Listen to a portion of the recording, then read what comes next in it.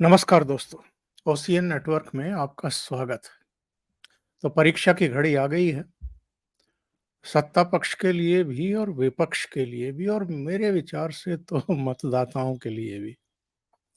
और किसी भी लोकतांत्रिक देश की लोकतांत्रिक प्रणाली और प्रक्रिया की ये खूबसूरती होती है कि यदि आप 5 साल के किसी सरकार के कामकाज से संतुष्ट नहीं हैं, तो आपके सामने विकल्प होता है। और मत की जो ताकत है, वो सबसे बड़ी ताकत है डेमोक्रेसी में।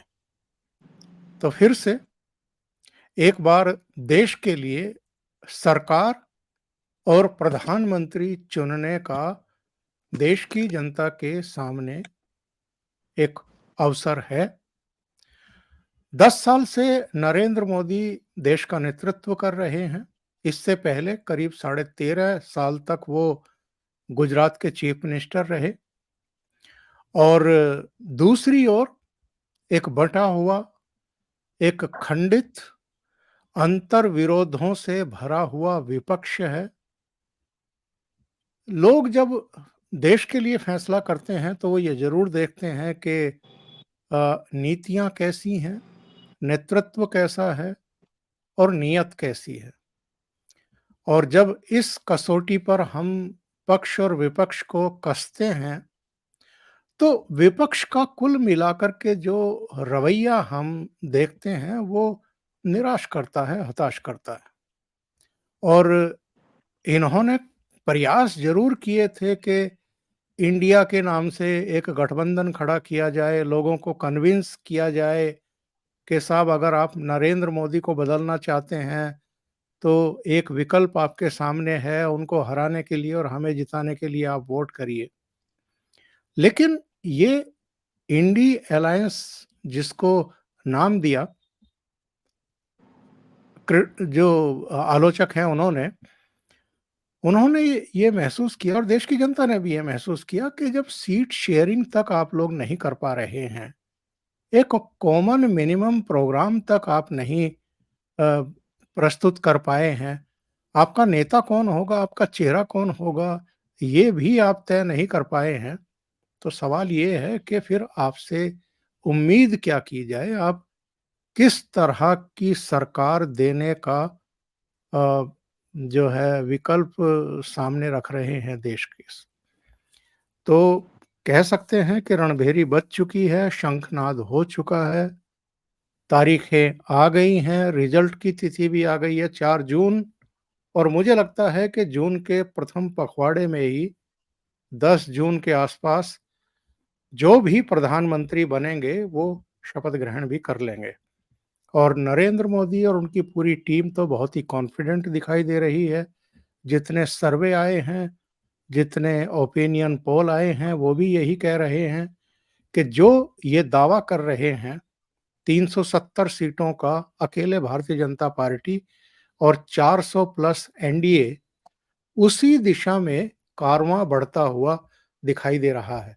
वो 370 होगा कि नहीं होगा, 400 होगा कि नहीं होगा, वो भी 4 जून को पता चल जाएगा। मेरे साथ बहुत ही खास मेहमान जुड़े हुए हैं।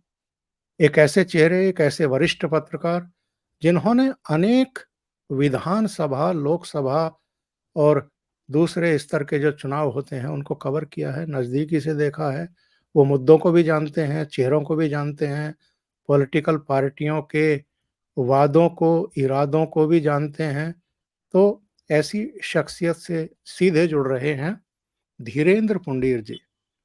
और फिर इस चर्चा को आगे बढ़ाते हैं। धीरेन्द्र जी, बहुत स्वागत है। सर नमस्कार। नमस्कार। तो धीरेन्द्र जी, बहुत अधिक भूमिका और ना बनाते हुए मैं सिर्फ ये जानना चाहूंगा कि क्या एक बड़ा मुद्दा इस चुनाव में यही बनने जा रहा है कि मोदी समर्थक और मोदी विरोधी, इसके अलावा सारे मुद्दे गौण से हो गए हैं? देखिए पूरा चुनाव मुझे लगता है यही एक रह गया कि मोदी को हटाना है या मोदी को लाना है, मोदी को रोकना है या मोदी को ऊपर बैठाना है। ये सब चीजें इस पूरे इलेक्शन की सेंटर थीम में है, क्योंकि विपक्ष के पास अगर आप देखेंगे तो अलग अलग फ्रेगमेंटेड मुद्दों के साथ है। जिस अलायंस की बात की गई थी वो कहीं अलायंस है नहीं। जो पहले जिस तरह का एक नेचुरल अलायंस उनके होते थे पार्टियों के, उन सब पार्टियां उसी तरह है। जैसे साउथ की तरफ अगर आप देखेंगे तो कांग्रेस के साथ ही है डीएमके, बहुत लंबे समय से एआईडीएम के साथ बीजेपी जाती थी, ये इनके साथ जाते थे। इसके अलावा आप देखेंगे आम आदमी पार्टी के साथ दिल्ली में है, चूंकि यहाँ दिल्ली में उनके पास और कुछ था नहीं ऑप्शंस, तो बहुत नेचुरल अलाई होने का दावा करते करते भी वो एक दूसरे के साथ 3 सीटों पर आ गए और कोई उनके अंदर नेचुरलिटी नहीं है। उसी के साथ आप चले जाइए पंजाब में आप अलग अलग लड़ रहे हैं। उस तरफ आप चले जाइए केरला में तो आप पूरी तरह अलग एक दूसरे के सामने मुखालिफ है, और इधर कोशिश कर रहे थे कि आप केरल में एक उसमें बंगाल में एक साथ लड़े, लेकिन फिर उन्होंने अपने कैंडिडेट अनाउंस कर दिए। तो एक जो मेरा कहने का आशय है कि चुनाव में मुद्दे और संगठनों का कोई बहुत ज्यादा महत्व नहीं रह गया। हाँ, ये जरूर है कि साउथ में आपको लगेगा डीके शिव कुमार जैसे लीडर के भाई अगर ये कह रहे हो कि हम जो है वो अलग देश बनाने वाली बात, साउथ की देश की या इस सब की बातें, तो मुझे लगता है ये सब चीजें जरूर इलेक्शंस तक आते आते आप इस तरह की चीजें जरूर सुनेंगे। तमिलनाडु में अभी प्रोसेस शुरू ही हुआ है। अगर आप देखेंगे, मैं उनके एक मंत्री का बयान देख रहा था आज जब चुनाव अनाउंस हुए, चूंकि अलग अलग जगह से प्रतिक्रियाएं आ रही थी, तो वो इस बात को उसको और कोई चीज नहीं बोल रहा था। मैं हैरान हुआ। वो कह रहा था कि मोदी बहुत लाइक नहीं करते हैं, मोदी यहाँ नहीं आए, अभी चुनाव के वक्त आए हैं, और मोदी हमारा फेयर नहीं चांस दे रहे हैं। यानी मोदी को लेकर तमिलनाडु से लेके जम्मू कश्मीर तक, जम्मू कश्मीर उत्तराखंड से लेके गुजरात तक, गुजरात से लेके राजस्थान के कॉर्नर, मान लो देश के बंगाल तक, आपको सिर्फ और सिर्फ मोदी को हटाना है या मोदी को लाना है। तो चुनाव जब इस तरह से हो जाता है तो ये एक बहुत बड़ी चीज हो जाता है। इसको भी दो चीजों में आप देख सकते हैं कि क्या मोदी के खिलाफ कोई लहर क्रिएट करने में कामयाब हो रहे हैं। अगर आप मोदी को हटाना चाहते हैं तो आपके पास कोई एक फुल प्रूफ प्लान या कोई एक सोची समझी जो एक रणनीति है जिसमें कि आपके मुद्दे वेल डिफाइंड होंगे और जिसमें आपके पास एक अल्टरनेट होगा कि हम इनको हटा रहे हैं और इनको ला रहे हैं। तो आप देखेंगे ये भी विपक्ष के पास नहीं है, जनता को बताने के लिए भी नहीं है। जो उनकी अपनी समर्थक है वो इस बात पर सवाल उठा रहे हैं कि आखिर कौन है वो चेहरा, कौन है जिसके साथ चल रहे हैं। और आज इतनी जब इतने उसके साथ चुनाव आयोग ने इतनी लंबी प्रेस कॉन्फ्रेंस में इस देश में चुनावों की तारीख का ऐलान किया, उसी समय मुंबई में एक यात्रा समाप्त हो रही थी। यानी जो इम्फाल से शुरू हुई यात्रा वहां खत्म हुई, और उस यात्रा का क्या मतलब रहा, क्या चीजें हुई, अगर हम लोग ये बात कहें किसी भी विपक्षी नेता या खुद राहुल गांधी जी से कहें कि इस पे 1 या 2 पेज का आप सिनॉप्सिस लिख दें कि इस यात्रा का चुनावी रणनीति से या मोदी को कोसने के अलावा किसी और दूसरी चीज से आपका कोई राब्ता था या रिश्ता था या आपने कोई नया वोट जोड़ा। तो या आपके कांग्रेस पहले को ही सवाल कोई का जवाब, आपने या कांग्रेस को ही आपने कोई फायदा पहुंचा दिया हो। हाँ, मैं आपको यही कह रहा हूं कि आपके पास एक लीडर जब होता है, जब चुनाव में उतर रहा है या युद्ध में उतर रहा, राजनीतिक युद्ध ही हो रहा है अब तो उसके पास एक स्ट्रेटजी होती है और अपनी सेना का मनोबल बढ़ाने का होता है। लेकिन आप देखेंगे कि पूरे चुनाव में राहुल गांधी जैसे जैसे राज्यों में प्रवेश करते चले गए, उनके पीछे पीछे उनकी पार्टी के नेता पार्टी छोड़ते चले गए। वो जोड़ने में लगे रहे और उनके जोड़ने का अर्थ उनकी पार्टी के लोगों ने तोड़ना समझ लिया, वो तोड़े जा रहे थे। तो ये अजीब किस्म की यात्रा थी जिसमें मुझे नहीं लगता कि उन्होंने कोई हासिल किया होगा। तो ये बहुत सीधे तौर पे आपका पहला जो जवाब है कि चुनाव में कोई मुद्दा नहीं ऐसा दिख रहा है, और सिर्फ मोदी या इधर है और मोदी ही उधर है, यानी दोनों तरफ मोदी है। और उसका भाव कुछ भी पढ़ा जा सकता है, खासतौर से जब लोकसभा में मल्लिकार्जुन खड़गे ने कहा कि वो कह रहे हैं 400 पार अब की बार, तो उसी जैसा अंदाज है। धीरेन जी, मैं कुछ और मुद्दों पर जाना चाहता था, लेकिन चूंकि राहुल गांधी की चर्चा शुरू हो गई है तो मैं पहले कांग्रेस की ही बात कर लेता हूं। 2014 में भी नेता प्रतिपक्ष बनने के लायक इस देश की जनता ने उनको सीटें नहीं दी थी और 2019 में भी यही हाल हुआ। क्या इससे कांग्रेस पार्टी ने या कांग्रेस का जो भी नेतृत्व कर रहे हैं, उन्होंने कोई सीख ली, कोई सबक लिया? कुछ सुधार की दिशा में वो बढ़ पाए पिछले 5 वर्षों में, यानी 2019 से लेकर 2024 के बीच में? और आपकी दृष्टि में कांग्रेस का इस चुनाव में परफॉर्मेंस कैसा रहने वाला है? देखिए, जब आप अपनी रणनीति पर ध्यान देते हैं और आपको ये मालूम हो कि मुझे क्या करना है, तब आप अपनी जीत-हार पर बात कर सकते हैं। तब आप अपने कार्यकर्ताओं को ये मैसेज दे सकते हैं कि हम इस रास्ते पर चल रहे हैं और इस तरह से हमको ये परिणाम मिलेगा। ये क्लैरिटी आपको और आपके जो कार्यकर्ता हैं, उनके बीच में एक सिंक्रोनाइज़ेशन होना चाहिए, सिंक बैठना चाहिए। उस तरह का कम से कम नहीं दिख रहा है। 2019 के बाद पार्टी और अजीब से उसमें आई। आपने देखा 2019 के बाद 2022 में एक बहुत बड़े एक्सपेरिमेंट के तौर पर प्रियंका गांधी को आगे लाया गया। लड़की हूं, लड़ सकती हूं के नारे के साथ वो लड़ने पहुंच गई लखनऊ, लेकिन उनको खुद नहीं पता था कि वो किससे लड़ना चाहती हैं, उनके लोग किससे लड़े। तो सबसे बड़ा एक्सपेरिमेंट मैं कांग्रेस का वही कहूंगा। आप जब वहां जीत गए, जब हिमाचल में जीते, तो आपके पास ये बताने के लिए नहीं था कि आपकी कौन सी रणनीति वहां काम की। आप कह रहे हैं कभी OPS one pension one old pension scheme आपकी जीती है, या फिर आपका जो कांग्रेस उसके खिलाफ जो नीतियां हैं आप जो जिनको बता रहे थे वो जीती हैं, या आपकी फ्रीबीज जीती हैं जो आप कर्नाटक में बता रहे थे। तो लगातार आपको जीत और हार का वो नहीं पता चल पा रहा, क्योंकि क्लैरिटी होती है। भले ही हम बाहर कोई भी फ्रंट बना ले, मेरा जो भी बातचीत होगी वो अलग हो सकती है, लेकिन मेरे पास अंदर क्लैरिटी होगी, मेरे कार्यकर्ताओं को बताने के लिए क्लैरिटी होगी। वो कांग्रेस की 2019 के बाद और खराब होती है, क्योंकि इसका कई राज्यों में उदाहरण आप देख सकते हैं। मध्य प्रदेश को सबसे बड़े ऐसे राज्य के तौर पर माना जा रहा था कि जहां कमलनाथ एक जादुई छड़ी के तौर पर आ गए हैं। मतलब एक ऐसी जादू की छड़ी है जो सत्ता में ला रही है, और तमाम चीजें ये हो रही थी, और तमाम उनके जो इस समय दूसरों को जो गालियां नवाजते हैं, पत्रकार होने का दावा भी करते हैं, मुझे तो नहीं शक है उन पे कि उनकी पत्रकारिता, और चूंकि बाहर के लोग जानते नहीं है। हैरानी ये है कि चूंकि मीडिया के अंदर लोग सबके बारे में सब जानते हैं, तो उनके बारे में भी सब जानते हैं, जो वहां आजकल बहुत बड़े आजादी के समर्थक और पता नहीं क्या क्या के बन रहे हैं। लेकिन मैं बताना चाह रहा हूं, किसी की आलोचना करना नहीं है, कि वो मध्य प्रदेश में जिस आंधी की उम्मीद कर रहे थे, वो आंधी आ गई बीजेपी के हक में। उनको समझ में ही नहीं आया, उनके होटल के बिल नहीं दे पाई कांग्रेस। जो उन लोगों को, जिन लोगों ने वादा किया हुआ कि हम लोग जीतेंगे तो आपके बिल बिल सब हो जाएंगे, वो नहीं हो पाए।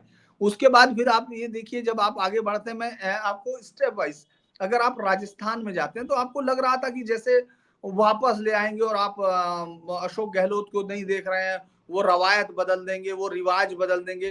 वो सीट नहीं ढूंढ पा रहे थे, ये लोग सीट नहीं ढूंढी। तो ये मैं जो उन राज्यों में हुआ, और जब आप कर उसमें जीते तेलंगाना में, तो आपको ये उम्मीद नहीं थी। जब आप कर्नाटक में आए तो कर्नाटक में आपकी पार्टी की कोई पॉलिसी नहीं थी। ये तुष्टीकरण के लिए जो एक मुस्लिम वोट का शिफ्टिंग है, वो कंप्लीट है, वो दिखता है, वो आपकी जीत थी। वरना बीजेपी अपने उतने ही वोट के साथ आई। तो मेरा जो ये कहना है कि कांग्रेस 2019 से 2024 में कोई बहुत अच्छे मुद्दे के साथ चली आई हो, बहुत एक कंक्रीट उनके पास स्ट्रेटजी हो, उसको लेके है। क्योंकि जीत हो या हार हो, मैं निर्भय हूं, मेरा एक आइडिया है, मैं चलूंगा। जो सबसे बड़ा राज्य है जिसमें आप 2 महीने 3 महीने पहले तक कोसते रहे, उनको समाजवादी पार्टी को अपनी हार का कारण बताते रहे और तमाम वोट के शिफ्टिंग का बताते रहे, अचानक आपने उनके साथ पैक्ट कर लिया। फिर आप ये तय नहीं कर पाए कि उनको लेना है कि नहीं नीतीश कुमार को, नीतीश कुमार संयोजक होंगे कि नहीं होंगे, और आपके लोगों ने फच्चर फंसाया, वो आगे निकल गए। फिर आप बंगाल में तय नहीं कर पाए, आपने बहुत गिड़गिड़ा के नीचे तक जाने की कोशिश की, वहां आप कुछ ऐसा नहीं कर पाए। तो मेरा ये आकलन है कि 2019 से 2024 तक कांग्रेस के अंदर ये विभ्रम बढ़ा है। राहुल गांधी जिस उसमें आ गए हैं, जो भाषा का स्तर और जिस जाति पर आकर उतर आए हैं, वो उनकी ना जो दादी है या उनकी दादी के पिता है, नाना, उनके पूरे जो है, पूरी तरह से उनके जो है पूरा कंफ्यूजन आपको दिखता है। उनकी अपनी पॉलिसी कोहेरेंस नहीं है, उसमें कोई आइडिया इस तरह का नहीं है। और खास तौर से आप देखेंगे सिर्फ जब पूरी दुनिया में ये पूछा जाता हो कि ये उद्योगपति जो उद्योग लगा रहा है हमारे कितने नौकरियां लाया है, ये इस दुनिया में अब इस तरह बात हो रही है। अगर हम लोग, चूंकि हम लोग भी अब पढ़ने लगे, सब लोग ग्लोबल हो गए, हमारे स्टूडेंट सब लोग बाहर जा रहे हैं, तो वहां देखते हैं कि इंडिया ने जब सबसे बड़ा बोइंग कंपनी के साथ, याद होगा आपको, जो सौदा किया पूरी दुनिया का अब तक जो टाटा ने किया था, तो उसमें अमेरिका ने राष्ट्रपति ने धन्यवाद दिया, उसको ट्वीट किया वहां से कि हमारे यहाँ इतनी नौकरी आई है। वहां उन्होंने ये नहीं कहा कि ये चोर है, बोइंग वाला चोर है, फला चोर है, और वो अपने लॉ रखते हैं, उनको पकड़ते हैं जो इसके खिलाफ हो। लेकिन आपके यहाँ तो अच्छा हो बुरा हो वो सब गाली गलौज के अलावा कोई भाषा नहीं, ये अडानी का है। अगर आपको देखिए, एक इस भाषा में मैं फिर कह रहा हूं कि ये जब ज्यादा बेहतर होता अगर राहुल गांधी अपने इस विश्वास पर खरे उतरते और अपनी सरकार को, चाहे वो छत्तीसगढ़ हो और चाहे वो यहाँ जब आपकी सरकार थी राजस्थान में, तो उनकी राज्यों से आप अडानी अंबानी जिनको आप कोस रहे हैं उनका बस्ता बंद कर देते। आप ये कहते हैं कि इनके साथ तो हम समझौता, वो हमारी कोई सरकार नहीं कर सकती, आपके मंत्री उनके साथ बैठ के फोटो खिंचवा रहे हैं, आपके मुख्यमंत्री उनके गले में गलबैया कर रहे हैं और आप गालियां दे रहे हैं। तो आपको यही नहीं, वोटर समझ नहीं पाता है कि आप कहना क्या चाहते हैं। तो ये 2019 में मुझे लगता है कि इनके पास जो सीट आएंगी वो उस चमत्कार से आएंगी जो मोदी के खिलाफ ध्रुवीकरण में जो वोट मिल सकता है उसके अलावा, वरना इनके पास स्ट्रेटजी से कोई वोट नहीं आएंगी। 2014 में भी इनको नेता प्रतिपक्ष का कोई वो नहीं मिल पाया था, और ये दुर्भाग्य मुझे लगता है इनका जारी रह सकता है। और धीरेन्द्र जी, वो एक कहावत है कि जब कोशिशें विफल हो जाती हैं तो साजिशें शुरू होती हैं। हमने पिछले 5 साल में देखा है कि कई रूपों में साजिशें रची गई हैं। यहाँ तक कि कोविड काल में भी कुछ तथाकथित अर्थशास्त्रियों को बैठा करके उनके इंटरव्यूज़ किए गए। एक भय का वातावरण बनाया गया युवाओं में, आपकी नौकरियाँ छिन जाएँगी, रोज़गार चले जाएँगे, आर्थिक सुनामी आने वाली है। इसके अलावा भी जिस तरीके से ये 13 महीने के आंदोलन का श्री गणेश हुआ था, और अभी भी शंभू बॉर्डर, खनौरी बॉर्डर और सिरसा बॉर्डर पर, डबवाली बॉर्डर पर लोग ला कर के बैठाए गए। एक माहौल ख़राब करने की कोशिश की गई। उसमें देशी, विदेशी तमाम ताकतें, चीन से लेकर के कनाडा में बैठे हुए, यूएस, यूके में बैठे हुए कुछ लोग, और हमारी पॉलिटिकल पार्टियों के भी कुछ हताश, निराश लोग, जो चाहते थे कि किसी तरीके से कुछ फायरिंग-वायरिंग हो जाए, 10-20 आदमी मर जाएँ, तो किसान विरोधी साबित किया जाए सरकार को और एक माहौल बनाया जाए चुनाव से पहले। लेकिन अब तो चुनाव घोषित हो गए। इनकी तमाम साजिशें विफल हो गई एक तरीके से, और यहाँ तक किसी तरीके से शांतिपूर्ण तरीके से चुनाव तक लेकर आने में कामयाब रहे प्रधानमंत्री नरेंद्र मोदी इस देश को। देखिए, जिस तरह से किसान आंदोलन का नाम बार-बार उस आंदोलन के साथ जोड़ा जाता है जिसमें किसान को छोड़ के बाकी सब की बातें हैं, बाकी सब अतिवाद आपको दिखता है। बहुत सारी जो वो बहुत ही सारी अलग-अलग किस्म के लोगों की जमात उसके अंदर दिखती है। कोई कहता है कि प्रधानमंत्री के बच्चे नहीं है तो वो जानता नहीं है, कोई कुछ और बोलता है, कोई कहता है कि इस देश में टुकड़े कर देंगे हम, उस पाकिस्तान हमारे ज़्यादा करीब है, हमारे वो बॉर्डर खोल दिए जाएँ, हम वहाँ चले जाएँगे। इस तरह के बयानों को देने वाला, उसका अर्थ ये था कि उनका एक सेक्शन है मीडिया का जो इस सब को छाप के बहुत खुश होता है, जिसको लगता है कि आज की बाइलाइन, आज की हेडलाइंस यही है, तो वो लोग बहुत खुश होते हैं। लेकिन आप ये देखिए पिछले 1 हफ्ते, डेढ़ हफ्ते से आपको उस किसान आंदोलन की कुछ अंग्रेजी के चंद अखबारों के अंदर के पन्ने पर जो रोने वाली कहानियां हैं, जिसमें वो बहुत लिखते थे, याद होगा आपको, एक पत्रकार साहिबा ने लिखा था, बुरहान वानी ए टीचर्स, ए स्मॉल टीचर सन, और ये सब, मतलब वो जो कहानियां लिखते थे कि आप इसको समझ नहीं रहे हैं, ये सब चीजें तार तार हो गई हैं, सब दिख रहा है। और मेरा ये मानना है कि प्रधानमंत्री बोल रहे थे कुछ देर पहले ही कि आप मीडिया ये नहीं दिखाता कि पूरे जो हम लोगों ने 1 साल में जो काम किया है, और वो वाक़ई अद्भुत बात है, और मुझे लगता है कि इस तरह से देखा जाना उन्होंने वाक़ई सही जगह इंगित किया। उन्होंने कहा कि जो देश का आखिरी गाँव कहा जाता था, मैंने प्रथम गाँव किया, और महज 1 साल में 17 कैबिनेट मिनिस्टर उन गांव में जाके रुके हैं, उन गांव में जाके रात बिताई है, मुकाम किया है। और सबसे बड़ी बात है, कुछ गांव का टेम्परेचर -15 भी था। तो ये कभी नहीं हुआ है, आपने इस पे बात नहीं की। 688 लगभग 700 टाइम नॉर्थ ईस्ट में 2014 के बाद से केंद्रीय मंत्री रुके हैं। ये अद्भुत बात है। आप ये सोचिए कि दिल्ली से केंद्रीय मंत्री, भारत सरकार के मंत्री अलग अलग, और वो सिर्फ मुख्यालयों पर नहीं रुके, यानी कैपिटल में नहीं थे, वो अलग अलग गांव के दूरस्थ इलाकों में उनको कहा गया दूर के हिस्सों में रुकना है, और वो वहां जाके रुके। इस पर चर्चा नहीं है। ये जो गांव के अंदर जो बदलाव हुए, खासतौर से जो आरोग्य मंदिर में खुद सुन रहा था, क्योंकि उन सब पे मैंने भी चर्चा नहीं की। हम लोगों ने उन पे चर्चा ही नहीं की जो चीजों को बदल रहे हैं, कितने लाख वो बने हैं। मैं उसके पॉजिटिव, मैं ये नहीं कह रहा कि आप सिर्फ पॉजिटिव देखिए, आप उसके जो क्रिटिकल एनालिसिस एक जर्नलिस्ट के लिए होता है वो आप कीजिए, लेकिन आप लाइए तो, आपको खबर तो दीजिए। आपको कहाँ लगता है, उन्होंने अपने उसमें कहा कि मैं अकेला प्रधानमंत्री हूं जो 2014 से पहले जितने भी प्रधानमंत्री हुए उन सारों के नॉर्थ ईस्ट के जो विजिट्स हैं उन सब को जोड़ लीजिए, उससे कई गुना मैं अकेला गया हूं।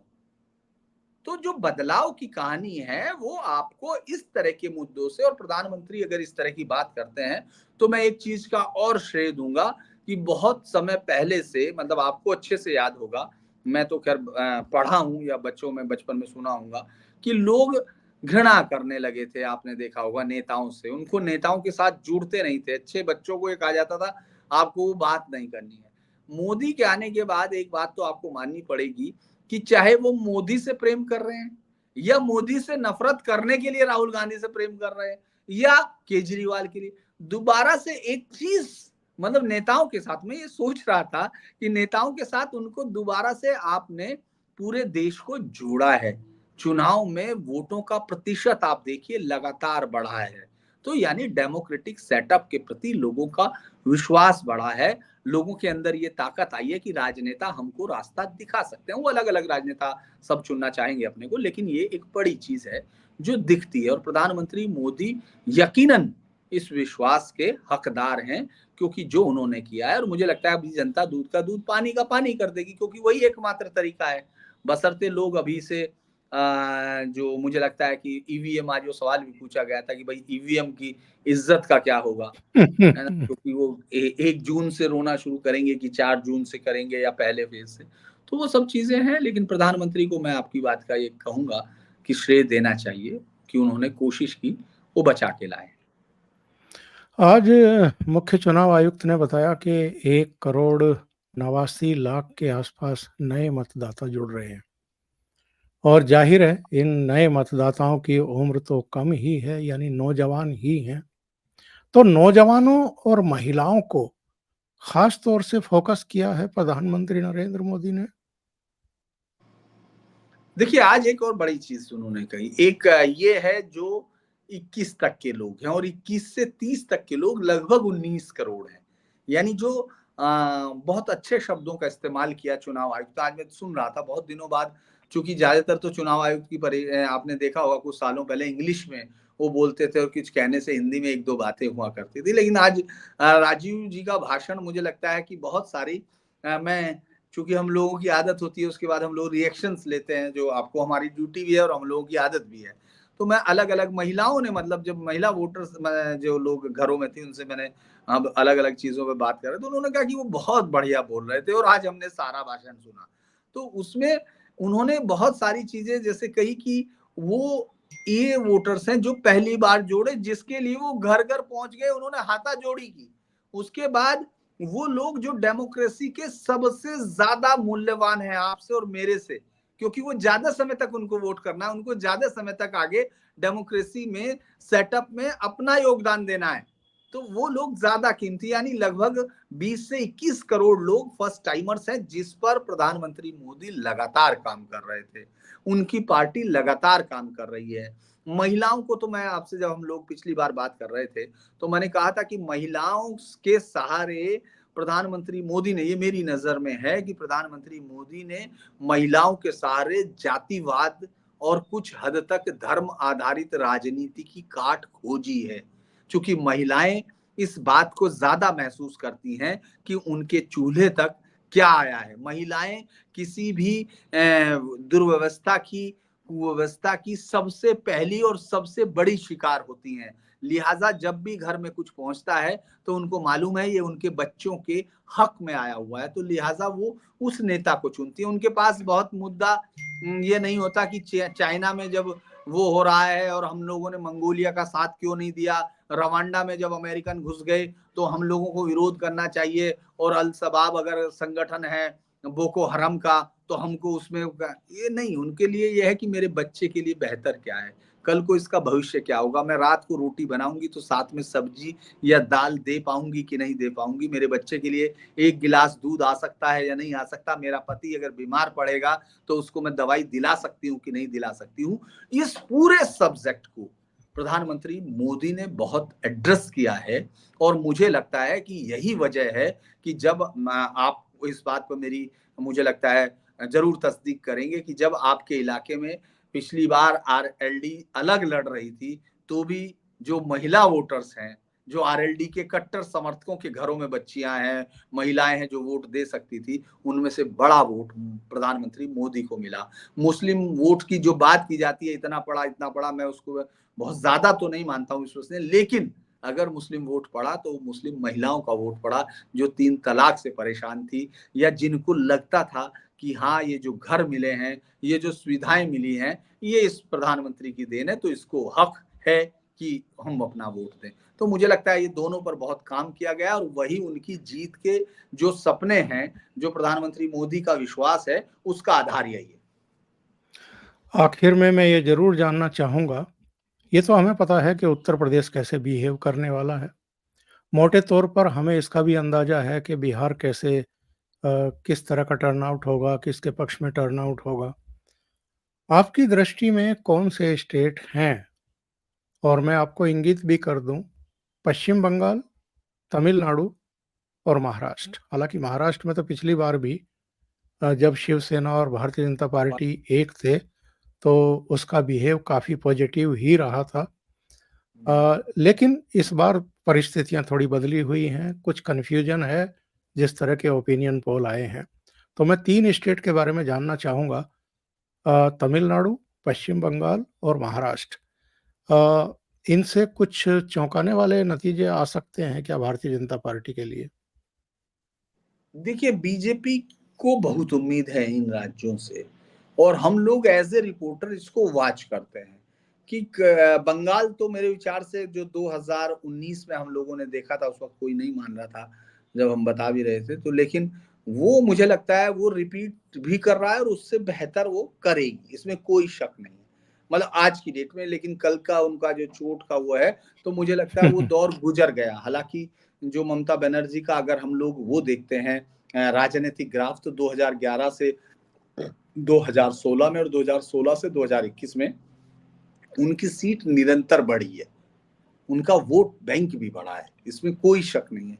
लेकिन शून्य से खड़ी हुई बीजेपी 2011 2016 में बिल्कुल गायब थी। 2018 में कोई पूछने वाला नहीं था जब वो पंचायत चुनाव होते थे वहां, लेकिन वही बीजेपी जब 2019 में 18 सीटें लेती है तो लोगों को यकीन नहीं आता है। क्योंकि मैं तो आपको पिछले उसमें वर्णन कर चुका, तो इसलिए मैं दोबारा नहीं बताना चाहता, उसको दोहराना नहीं चाहता। लेकिन जो अलग अलग है, चाहे वो कहीं भी, कूच बिहार से लेके हम लोगों ने अलग अलग पूरे हिस्से को कवर किया बंगाल के, तो मुझे नहीं लग रहा था कि लोगों को ये उम्मीद थी। तो इस बार जब लोग उम्मीद के साथ आएंगे, क्योंकि अब उनको विश्वास है कि ये हटा सकती है, तो जो कार्यकर्ता का मनोबल है वो ऊपर चढ़ा हुआ है, और जो कांग्रेस और वामपंथी के वो कोर वोटर जिनको हर हालत में टीएमसी को हटाना है, उनको अब ये क्लियर मालूम है, जो पिछली बार एम्बिग्यूटी थी कि क्या बीजेपी वाकई इतना बड़ा क्लेम जो कर रही है आएगी,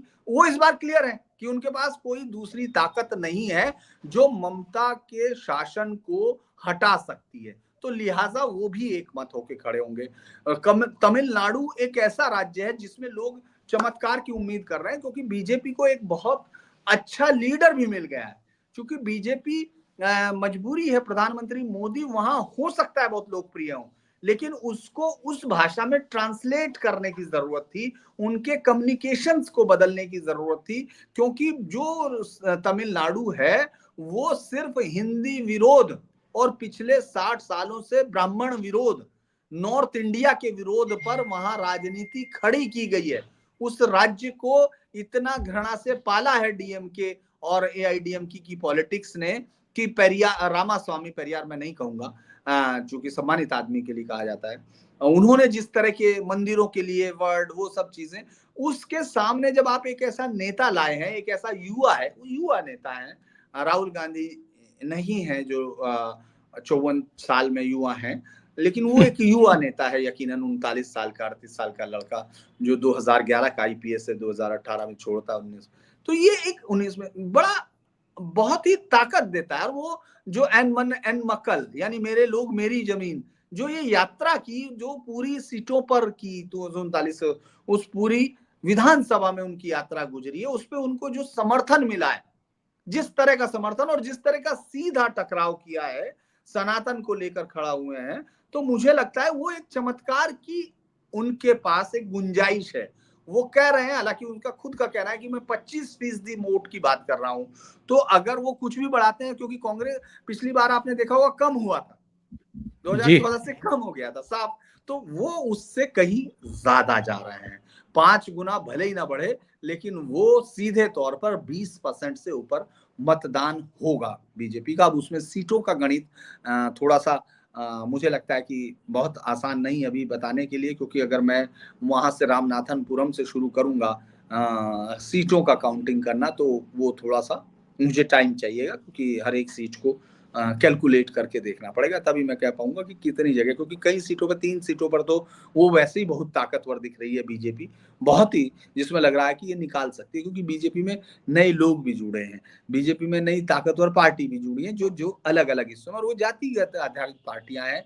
चूंकि उत्तर भारत के लोग वहाँ की भारतीय, उधर तमिलनाडु की राजनीति की जाति पॉलिटिक्स को बहुत कम अमूमन समझते हैं, तो वो लगता है कि वहाँ की जो जातीय गणित है उसमें है। तीसरा आपने महाराष्ट्र का कहा है, महाराष्ट्र मुझे लगता है कि नुकसान जो होने की उम्मीद थी उतना नुकसान नहीं हो रहा है।